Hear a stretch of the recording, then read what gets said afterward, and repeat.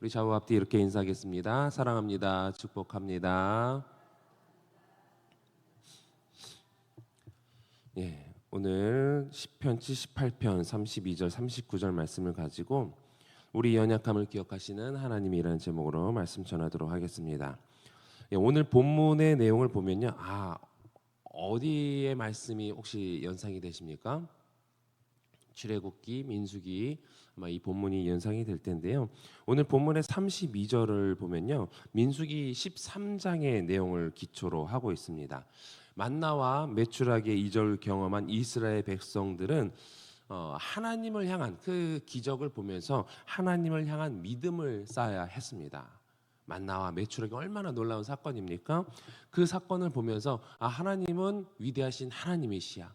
이 위대하신 그 하나님께서 우리의 가나안 일정까지 주님께서 인도하여 주시고 붙들어 주시고 우리를 무난하게 인도해 주실 것을 믿음으로 하나님 앞에 고백하며 나아가야 했었죠. 그러나 그들의 400여 년간의 노예 생활의 습관은 하루아침에 버릴 수 있는 것이 아니었습니다.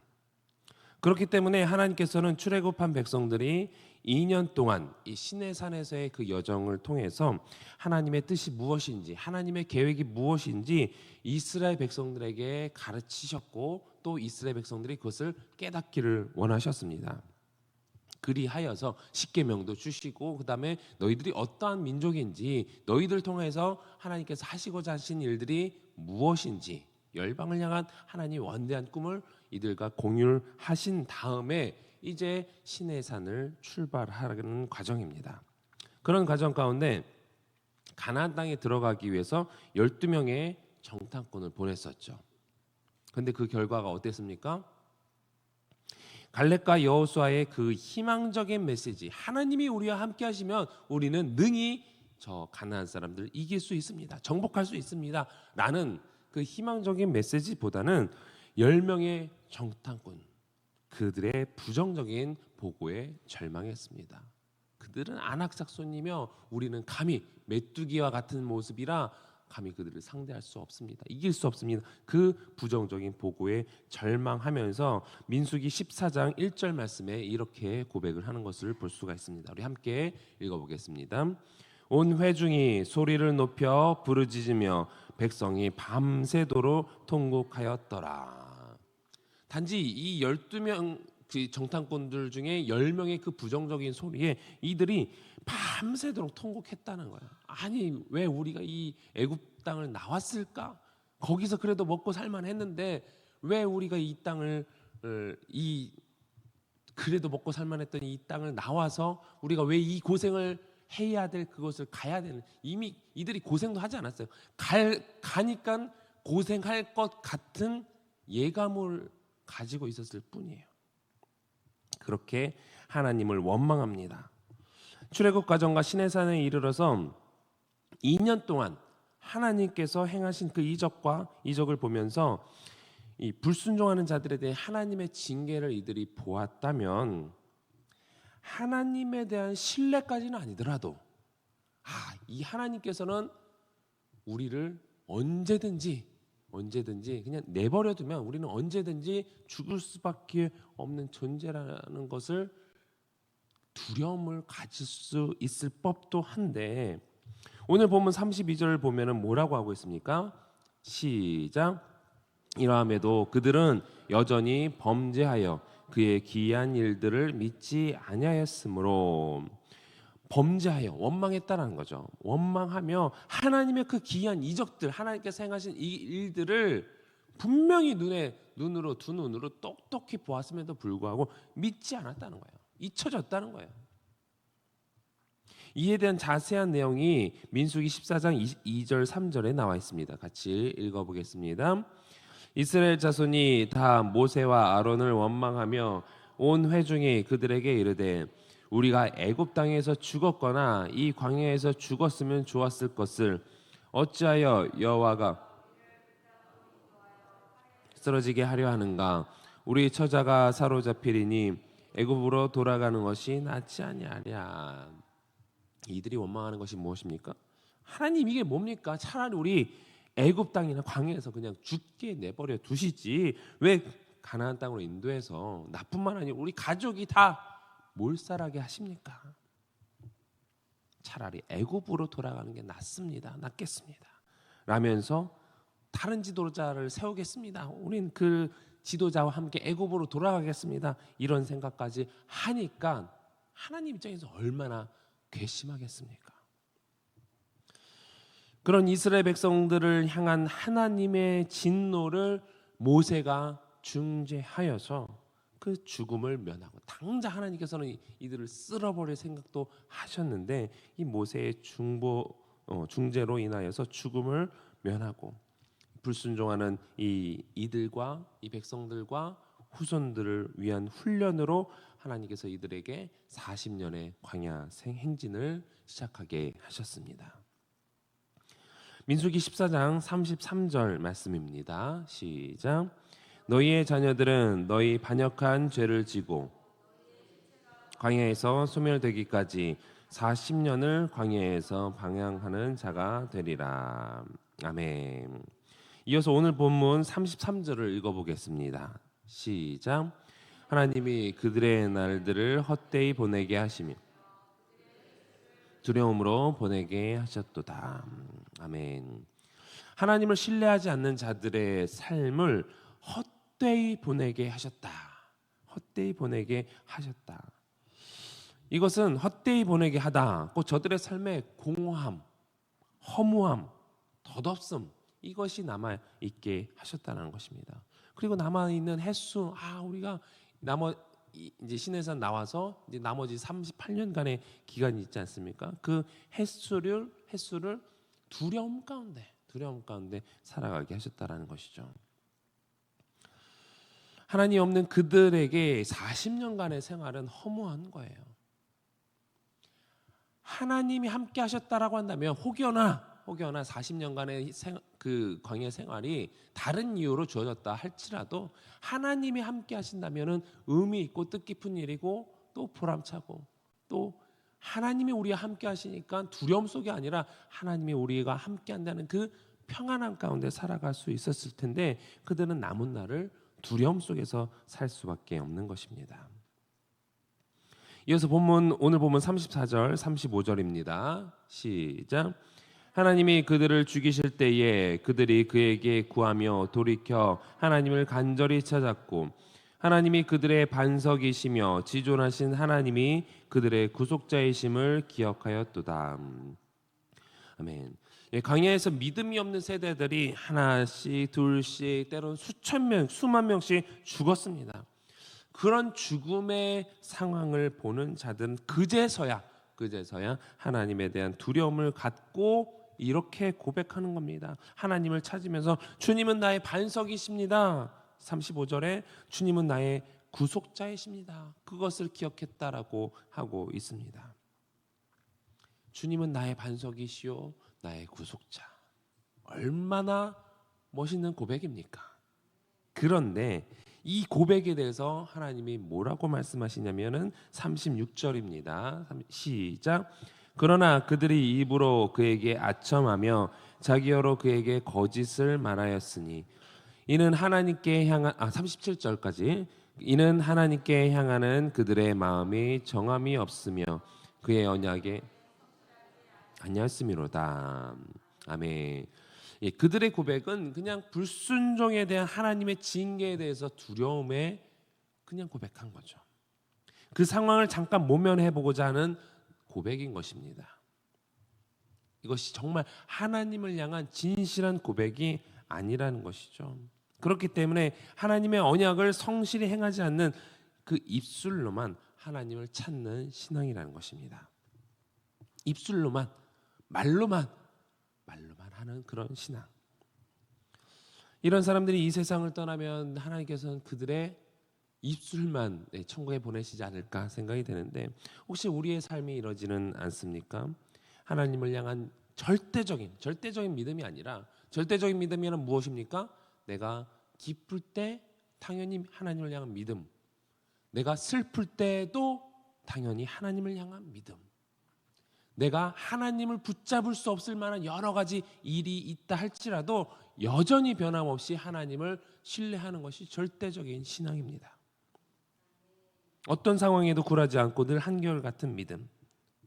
내가 잘못했을 때 나를 징계하는 하나님, 그렇게 그 징계를 잠시나마 모면하고자 그동안 우리가 잘 나가던 예배와 모임, 또 안 하던 헌금도 한번 왕창 했다가 그 위기가 넘어가는 듯하면 다시 원래 삶으로 돌아가시는 분들이 혹시 주변에 없지 않습니까?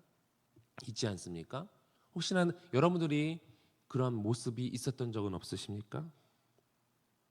잠깐 뭔가 잘 풀리는 듯하면 때로는 위기 속에서 이 위기를 모면하고자 하나님을 간절히 바랬다가 그게 풀리면 다시 원래의 삶으로 돌아가는 분들이 사실 주변에 보면 너무나 많이 있습니다. 그것을 우리는 기복신앙이라고 그러죠. 복을 바라면서 복이 오면 잠깐 또 했다. 복이 떠나가는 것 같고 또 때로는 그 복을 바라는 마음으로 다시 나왔다가 뭔가 해결되는 듯하면 다시 원래 삶의 자리로 돌아가는, 하나님의 은혜로 우리를 구속하신 것을 기억하면서 하나님을 늘 찬양하고 늘 감사하는 것이 아니라 마음에 내키면 하고 뭔가 내키지 않으면 하나님과의 관계가 틀어지면 내 마음대로 하는 그런 신앙생활은 하나님께서 원하는 신앙생활이 아니시죠. 하나님께서는 우리의 중심을 보시는 분인 줄 믿습니다. 우리의 고백이 아첨인지 거짓인지 우리의 행동이 사람에게만 보이려고 하는 것인지 다 아시는 분이세요. 우리가 하나님께 주님은 나의 반석이십니다, 주님 나의 구원자이십니다 하는 고백이 어떠한 상황에서도 변치 않는 고백이 되시기를 주님의 이름으로 축원합니다. 우리 주님은 창조주로서 감히 범접할 수 없는 경외의 대상이지만 너무나 좋으신 분이시고 친근하신 분이십니다. 그저 우리가 두려움의 대상으로 하나님을 대하며 위기를 모면하려고 신앙생활을 하는 것이 아니라 우리에게 친히 다가오셔서 우리의 위로자가 되시고 구원자가 되시는 그 하나님을 신뢰하며 신앙생활 하시는 여러분들이 되시길 바랍니다. 많은 분들이 저에게 이렇게 얘기를 합니다. 목사님은 참 온화하신 것 같아요. 네, 아니신가요?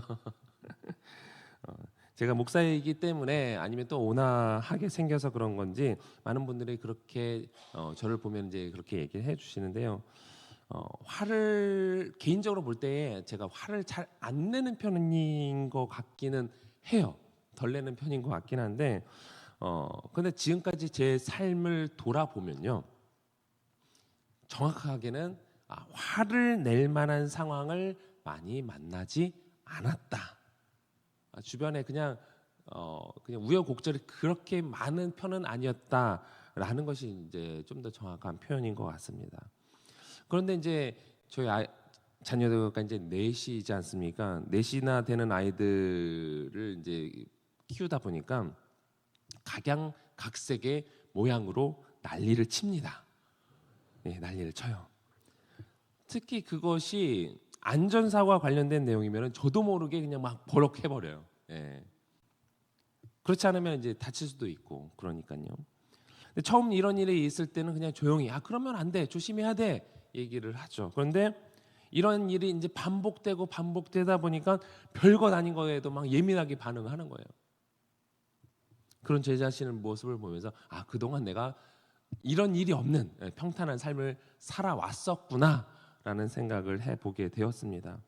그러면서 요즘 느끼는 것인데, 제 아내가 처음 만났을 때의 그 아름답고 예쁘고 성격 좋고 그랬던 아내가 지금의 아내와의 모습을 비교해 봤을 때 그 모습이 많이 사라졌구나.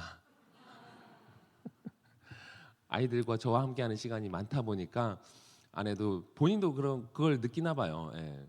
본인이 내가 이런 사람이 아니었는데 이렇게 많이 변했다.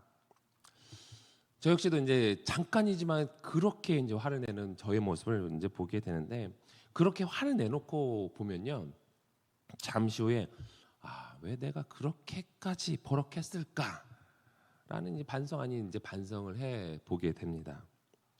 그러면서 만약에 하나님께서 저처럼 이 작은 일에도 분을 못 참으시면서 화를 내시는 분이었다라고 한다면 과연 어땠을까? 이 새벽에 여기 앉아 계실 분은 별로 없지 않으실까 하는 생각이 되는데요.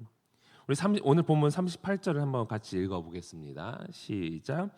오직 하나님은 긍휼하심으로 죄악을 덮어주시어 멸망시키지 아니하시고 그의 진노를 여러 번 돌이키시며 그의 모든 분을 다 쏟아내지 아니하였으니. 아멘. 참 감사한 말이지 않습니까? 우리 죄악을 용서하시고 멸하시지 않으시고 그 진노를 여러 번 쏟을 수 있는 상황인데도 불구하고 다 돌이키신다는 거예요. 하나님께서 우리의 모습을 보면서 진노를 내릴 만도 한데 그것을 돌이키신다는 거예요. 다 쏟아내지 않으신다는 거죠. 왜 그렇습니까? 답이 39절에 있습니다. 39절 시작. 그들은 육체이며 가고 다시 돌아오지 못하는 바람임을 기억하셨습니다. 아멘. 무슨 말입니까? 그래, 너희들은 인간이지. 흙으로 만들어진 연약한 존재이지. 죄의 결과로 죽을 수밖에 없는 존재이지 라는 사실을 하나님께서 기억하신다라는 것입니다. 인간이 연약하다는 그 사실을 아시기 때문에 죄를 지을 수밖에 없고 화를 낼 수밖에 없고 하나님 말씀에 100%는커녕 10% 단 1%도 제대로 순종할 수 없는 연약한 존재라는 것을 하나님께서 아신다, 기억하신다라는 거예요. 우리의 연약함을 보면서 충분히 화를 내실 만한 상황임에도 불구하고 그래, 얘네들 연약한 존재지. 그래, 얘네들 긍휼히 여길 수밖에 없구나 라고 하면서 우리의 연약함을 기억하시기 때문에 알고 계시기 때문에 결국엔 누구를 보내주셨습니까? 친히 예수님을 보내주신 것입니다. 그렇기 때문에 우리의 연약함을 하나님께서 기억하신다라는 사실이 얼마나 감사한지 모릅니다. 원망하고 불평하고 우울해하며 하나님의 은혜를 잊어버리고 사는 우리의 모습을 그에 비해서 우리의 모습을 보면요.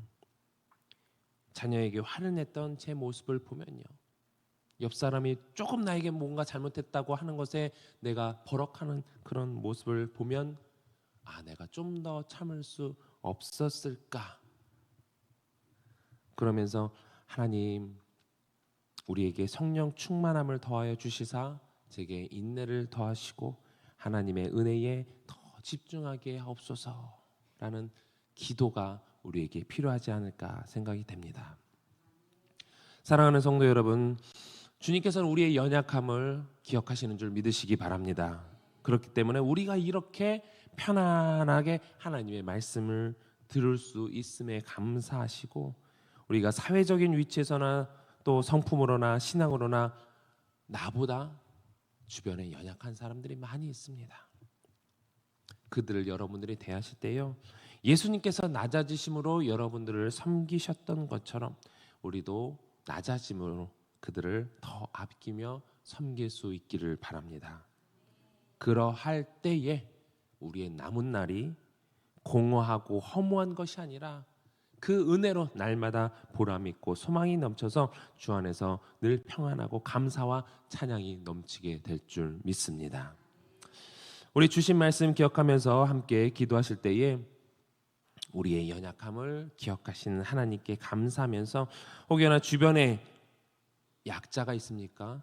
약자가 있다면 그들에게 우리가 강한 모습을 보이는 것이 아니라 오히려 하나님께 감사함으로 또 그들을 섬길 수 있는 기회가 주어졌음에 감사함으로 연약한 자들을 위해서 오히려 기도하고 또 도와주는 넉넉한 마음들이 우리 가운데 있게 해달라고 기도하시고 또 다음 세대의 부흥을 위해서 기도하시며 또 이번 주 토요일 날 부부학교가 있습니다. 부부학교를 통하여서 또 가정이 회복되는 귀한 역사가 있게 해달라고, 또 둔촌동 시대가 활짝 열리게 또 각자의 기도 제목을 놓고 우리 주님 3번 간절히 부르고 통성으로 기도하겠습니다. 주여 주여